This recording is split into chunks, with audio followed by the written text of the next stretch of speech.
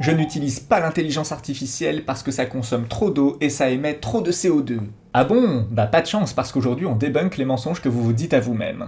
En préambule, j'avance direct que je suis opposé à nombre de ces usages dans notre société capitaliste et qu'il ne s'agit ici ni de défendre son impact écologique, ni de se cacher derrière le sophisme de la solution ultime. Ceci étant dit, si vous vous dites que la raison pour laquelle vous boycottez les IA c'est ça, bah, il y a plusieurs problèmes. Le premier étant que, bien sûr que si, vous utilisez des IA, peut-être malgré vous, mais elles ont envahi notre société. Quand vous utilisez Google Lens, quand vous faites du sous-titrage ou de la traduction automatique, quand vous suivez une recommandation sur vos plateformes de multimédia. L'IA, ce n'est pas que ChatGPT, et ça a attaqué des jobs bien avant de s'attaquer aux graphistes, à la programmation ou à l'écriture. En soi, Internet et l'informatique en général ont déjà nui à bien des métiers artistiques, comme par exemple la retouche de photos à la peinture, comme le faisait mon grand-oncle à l'époque.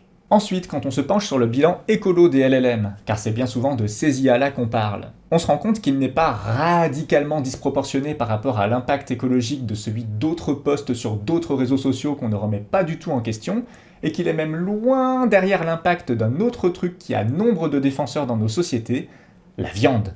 Allez voir les chiffres sur l'eau utilisée rien que dans l'agriculture de ce qu'une vache va bouffer et boire durant toute sa courte et misérable vie, et vous allez vous rendre compte qu'un simple steak haché met une grande vitesse à une vidéo générée par IA.